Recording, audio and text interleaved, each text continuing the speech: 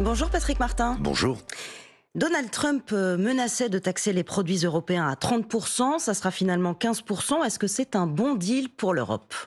Non, ça n'est pas un bon deal. Alors, il y a deux lectures. Il y a celle de ceux qui craignaient bien pire. J'étais le 13 mars à Cognac, le jour même où Donald Trump avait annoncé 200% de droits de douane sur les spiritueux. Donc, il y a une forme de soulagement. Mais fondamentalement, c'est le moins qu'on puisse dire, pas l'expression d'un rapport de force équilibré entre l'Europe et les États-Unis. Il y a des filières qui s'en sortent convenablement, d'autres sont menacées. Et puis, il y a surtout encore beaucoup d'ambiguïté. Ça n'est pas un accord qui a été conclu en Écosse chez Monsieur Trump, la présidente de la Commission européenne s'y rendant de manière, à mon avis, Chez Monsieur Trump, c'était en Écosse. C'est un peu humiliant, je trouve. Qui est qui ? Vous avez trouvé ça humiliant, cette séquence où la présidente de la Commission européenne va voir Donald Trump en Écosse ? Donald Trump, est un artiste en la matière. Quand ça n'est pas dans le bureau ovale, c'est dans son domaine en Écosse. Moi, je trouve que pour la dignité de l'Europe, qui est une grande puissance économique et qui doit le faire savoir, qui doit le faire valoir, ça n'est pas le meilleur scénario. Mais c'est le fond des choses qui importe. Vous êtes donc d'accord avec le Premier ministre français qui parle de soumission ? D'une certaine manière, oui, mais je le redis, il faut attendre d'avoir des détails, parce qu'il y a encore beaucoup de zones d'ombre, par exemple sur l'acier, par exemple pour le médicament, sur les vins et même les spiritueux. Donc il y a eu des annonces assez prématurées, comme toujours de la part de Donald Trump, assez ronflante, triomphaliste, mais je crois que le match n'est pas fini. Vous disiez, il peut y avoir une forme de soulagement. La Commission européenne défend cet accord, même s'il est encore, il y a encore des zones d'ombre, vous le disiez. La Commission européenne dit c'est mieux qu'une guerre commerciale. Est-ce que finalement, c'est pas quand même ce qu'on pouvait obtenir de mieux face à un Donald Trump qui est dur en affaires ? Non, on aurait dû obtenir beaucoup mieux, mais ça supposait, et c'est ça le principal enseignement qu'on doit retirer de cette séquence, ça supposait que l'Europe soit plus unitaire, soit plus musclée, soit plus compétitive, de sorte que, objectivement, elle ait pu tenir tête aux injonctions de Donald Trump.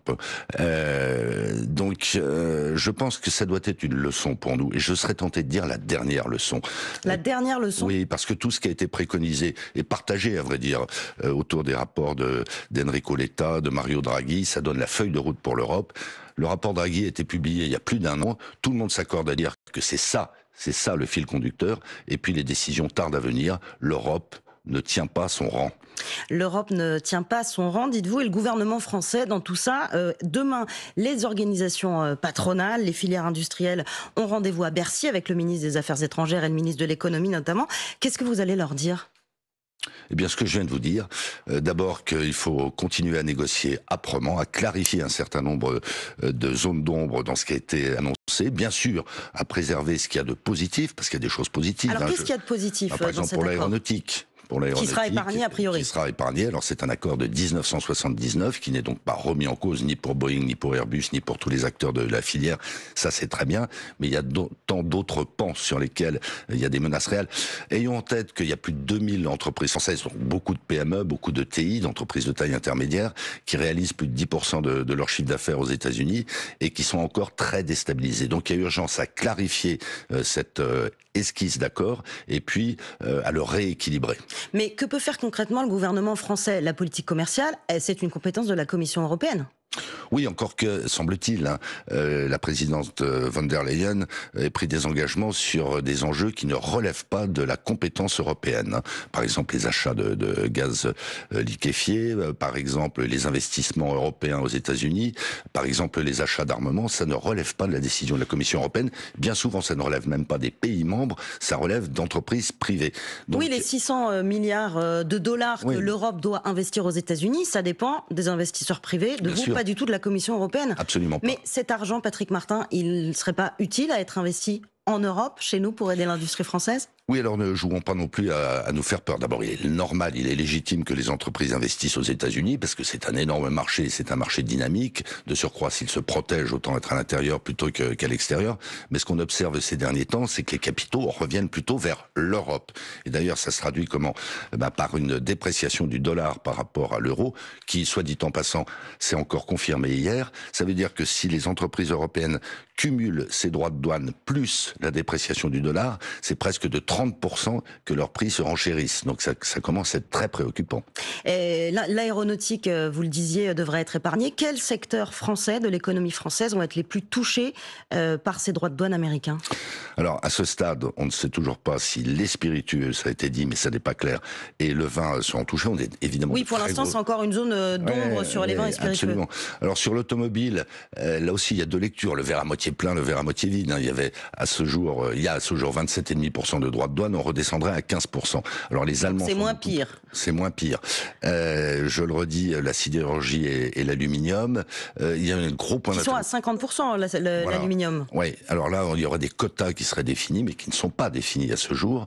La pharmacie est très interrogative, si je puis dire, puisqu'il a été dit que il pourrait y avoir des exonérations de droits de douane, mais sur des produits que choisiraient les Américains.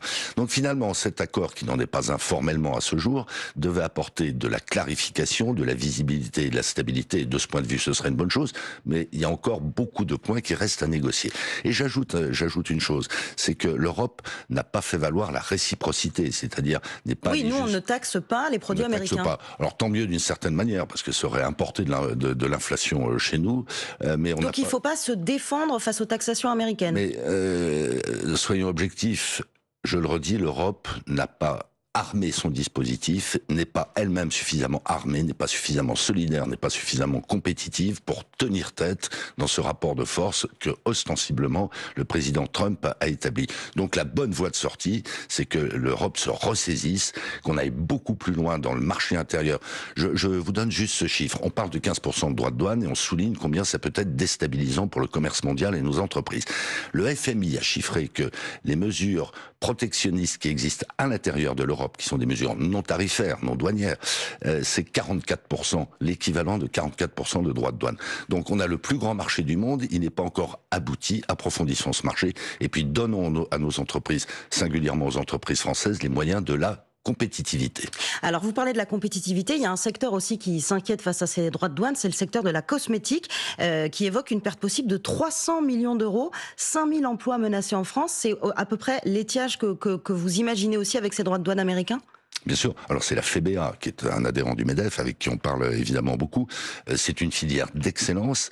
Et donc, il faut être très attentif à ça, parce que quelle doit être, j'allais dire quelle peut être, c'est non, quelle doit être la réponse de ces entreprises si on ne les protège pas, ça sera d'aller produire aux États-Unis, plus encore qu'elles ne le font aujourd'hui. Donc ça peut avoir des enjeux systémiques pour l'industrie française d'une manière générale, pour cette industrie en particulier. Et globalement, vous arrivez à chiffrer le nombre d'emplois qui pourraient être menacés en France par ces droits de douane américains? Alors, je commence par préciser qu'on est moins exposé, par exemple, que les Allemands ou les Italiens, qui, en proportion de leur produit intérieur brut, exportent 3 à 4 fois plus que la France. Mais on aurait le patronat allemand, d'ailleurs, n'est pas emballé par cet accord non plus. Il est beaucoup moins emballé que le chancelier allemand lui-même, d'ailleurs, qui s'est ravisé dans ses expressions hier. Il était plutôt positif en début de journée, il l'était sensiblement moins en fin de journée, parce que mes homologues allemands du BDI lui ont fait savoir que, essentiellement, cet accord n'était pas favorable à l'industrie allemande, sauf d'une certaine manière à l'automobile, ce qui n'est pas rien. Donc, l'impact que ça aurait sur la croissance française, qui est nulle actuellement, la croissance française serait de 0,1 à 0,2 points. Alors on peut se dire c'est l'épaisseur du trait. Ça fait entre 2,5 milliards et 3 milliards d'euros, vu la situation budgétaire du pays, c'est pas rien. La dynamique économique française est à l'arrêt. Donc tout ce qui peut venir la dégrader encore aura immanquablement des conséquences sur l'emploi en particulier. Et alors, est-ce qu'il faudra que l'État français aide les entreprises qui seront touchées ? Non, il faudra que l'État français, et ça n'est pas encore suffisamment le cas dans les ébauches de budget 2026, l'État français prenne mieux en compte la dureté de cette compétition internationale avec les autres continents, mais à l'intérieur même de l'Europe, l'Allemagne va consacrer 46 milliards et demi à ses entreprises pour augmenter leur productivité et l'attractivité du territoire. Les caisses sont un peu vides en France. Mais les caisses sont vides parce qu'on a fait en sorte qu'elles soient vides. Donc l'histoire ne s'arrête pas, la compétition mondiale se durcit. Il faut impérativement que dans le budget 2026, il y a des mesures de soutien à l'investissement. Patrick Martin, est-ce que ces droits de douane sur les produits européens doivent inciter l'Europe à trouver d'autres débouchés commerciaux que les États-Unis ? Évidemment oui. Évidemment oui. On ne peut pas être tributaire d'un côté des Chinois, qui fondamentalement sont beaucoup plus menaçants que les Américains, ne serait-ce que parce que ça n'est pas une démocratie. Donc il y a une constance dans les stratégies Mais moins économiques. flamboyant peut-être que Donald Trump. Mais plus puissant et plus habile. Ne désespérons pas que les Américains se ressaisissent et reviennent à de meilleurs sentiments à l'égard de l'Europe en particulier. Mais on ne peut pas donc être tributaire d'un côté des Chinois, de l'autre côté des Américains, et s'interdire nous-mêmes d'aller commercer avec des pays amis d'ailleurs, et je pense en particulier à l'Amérique latine. Justement, est-ce que vous dites aux dirigeants français qui sont très hostiles à l'accord avec l'Amérique latine, avec le Mercosur, de dire ça suffit, là, il faut absolument qu'on puisse commercer avec l'Amérique latine et qu'on ait cet accord de libre-échange? Il faut qu'on signe le traité Mercosur qui est en négociation depuis 25 ans. Alors, il y a encore quelques corrections à apporter, on est tout à fait d'accord. Moi, je parle avec la FNSEA, par exemple. Oui, parce que le gouvernement n'en veut pas, parce que la concurrence serait trop déloyale entre l'agriculture sud-américaine et l'agriculture européenne, et notamment française. Il y a tellement de secteurs, dont certains secteurs agricoles, on évoquait la viticulture, qui serait bénéficiaire de cet accord, qu'on ne peut pas, au motif que d'autres filières agricoles seraient menacées, mettre en danger tout le reste de l'économie. Donc oui, il faut apporter sur ce qu'on appelle les clauses miroirs, et puis un certain nombre de quotas pour éviter que le marché européen soit submergé par des produits qui ne seraient pas conformes à nos propres normes sanitaires. Mais si on n'obtient pas gain de cause sur ces clauses miroirs, il faut signer quand même ou pas? On obtiendra gain de cause. Écoutez, moi j'ai signé une tribune avec mon homologue brésilien qui était donc publiée en France et au Brésil, et on a bien dit que oui, il fallait apporter ces corrections. Les Brésiliens en particulier sont conscients qu'il y a des adaptations dorénavant nécessaires. Et je crois que le président Lula, si on parle du Brésil, en est lui-même conscient. Patrick Martin, on se retrouve dans un instant pour parler plus en détail du budget.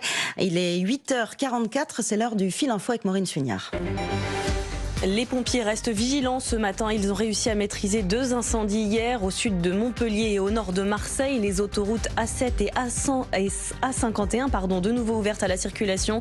6 départements sont en orange sur la carte météo des forêts avec un risque élevé d'incendie. Les Bouches-du-Rhône, le Vaucluse, le Gard, le Var, les Pyrénées-Orientales et l'Aude. Plusieurs régions ukrainiennes touchées par des frappes russes. La nuit dernière, les autorités locales affirment qu'au moins 20 personnes ont été tuées, une cinquantaine blessées. Des frappes malgré le nouvel ultimatum du président américain. Il donne 10 ou 12 jours au chef d'État russe pour mettre fin à la guerre. La solution à 2 États est en danger de mort, mais il n'existe pas d'alternative. Voici la position affichée par le ministre français des Affaires étrangères lors de la conférence internationale sur le conflit israélo-palestinien organisée à l'ONU. Conférence critiquée par les États-Unis et Israël. Les Américains annoncent par ailleurs la mise en place prochaine de centres de distribution alimentaire dans la bande de Gaza, où la famine se répand très rapidement. Des chances de médaille encore au championnat du monde de natation. Plusieurs Français en finale aujourd'hui.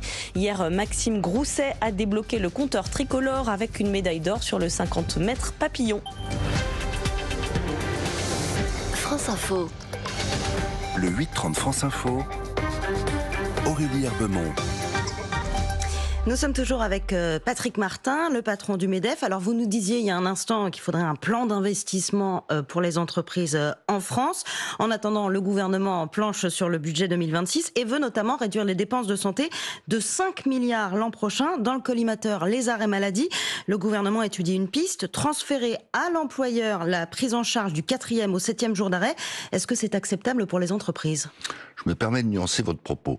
L'État ne veut pas réduire les dépenses, il veut ralentir la progression des dépenses. Les dépenses publiques augmenteraient, dont les dépenses de santé, de 29 milliards d'euros l'année prochaine. Donc il faut se sortir de la tête que c'est un plan de rigueur absolument épouvantable. Alors après, il y a un certain nombre de mesures qui sont envisagées, dont effectivement le transfert aux entreprises du financement des arrêts maladie. Elles en supportent déjà l'essentiel, avec en particulier ce qu'on appelle les complémentaires santé. Venir alourdir les prélèvements obligatoires sur les entreprises au même moment où, je le disais à l'instant, la conjoncture est totalement atone, on est à 2 doigts de la récession, ça nous fera perdre encore en compétitivité. Mais je voudrais ajouter une chose. Donc il n'y a pas place à négocier là-dessus avec les partenaires sociaux. Je voudrais ajouter une chose, parce que là aussi il s'agit d'être précis. Qui paye les complémentaires santé ? Qui prennent en charge en particulier ces indemnités journalières et qui les prendraient plus encore si on écoute la ministre. Ce sont les entreprises pour 60%, ok ? Ce sont les salariés pour 40%.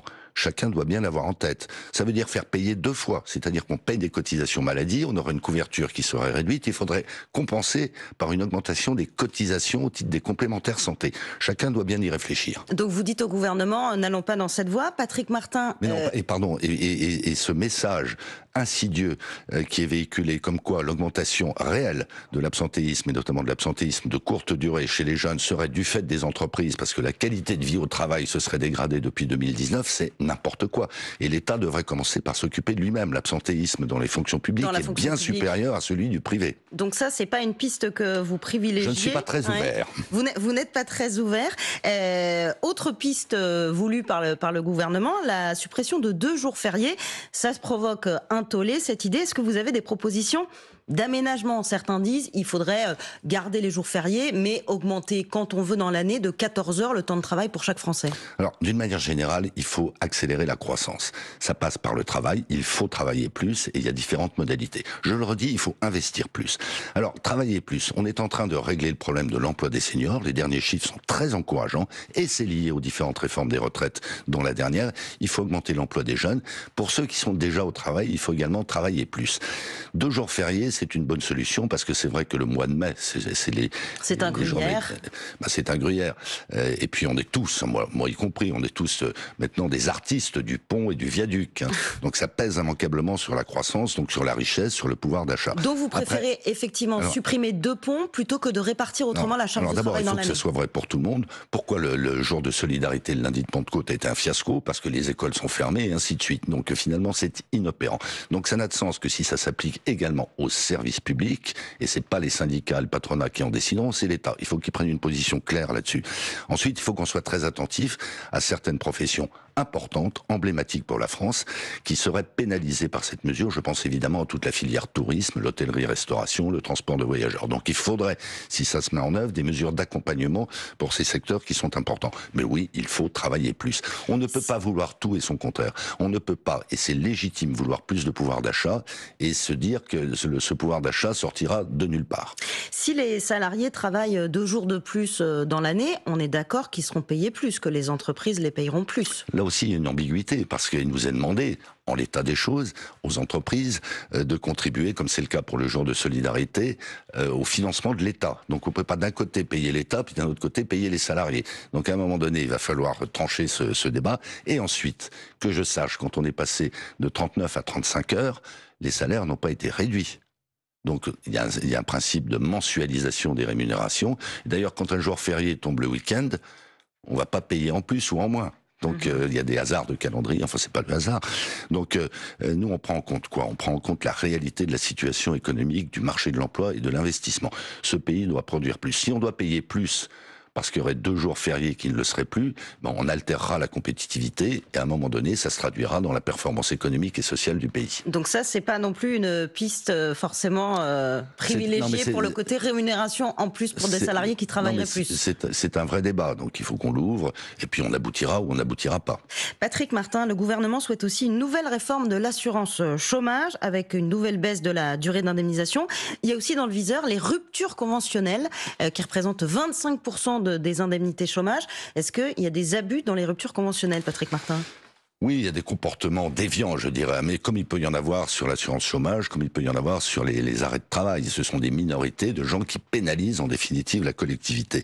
Alors c'est une initiative du MEDEF en 2008, la rupture conventionnelle, et ça a beaucoup apporté. Ça a permis de flexibiliser le marché du travail. En tout cas d'apaiser. D'ailleurs, on voit que le nombre de contentieux prud'homaux a beaucoup baissé grâce à ces ruptures conventionnelles. Donc ne jetons pas le bébé avec l'eau du bain, mais c'est vrai. Est-ce qu'il faut une carence avant de pouvoir toucher le chômage ? Il faut probablement réduire la durée d'indemnisation quand on est dans le cadre d'une rupture conventionnelle. Voilà, il faut corriger le dispositif sans fondamentalement le remettre en cause. Patrick Martin, un mot du contexte social et politique autour de ce budget. Est-ce que vous craignez à la rentrée une mobilisation sociale ? Il y a des appels à bloquer le pays le 10 septembre. Les syndicats ont lancé une pétition contre le budget Bayrou. Il y a plus de 270 000 signatures. Est-ce que vous craignez la rentrée ? Alors, il y a des expressions diverses. Cette menace de blocage de la France le 10 septembre, elle n'est pas d'origine syndicale. Elle est, semble-t-il, d'ailleurs un peu manipulée politiquement, et ceux qui voudraient s'employer à une convergence des luttes entre différents mouvements se dénoncent d'une certaine manière. Le pays ne peut pas se permettre un blocage, parce qu'à la fin, les principales victimes de ce blocage, ce ne sera pas les entreprises, ce ne sera pas l'État, ce sera les Français.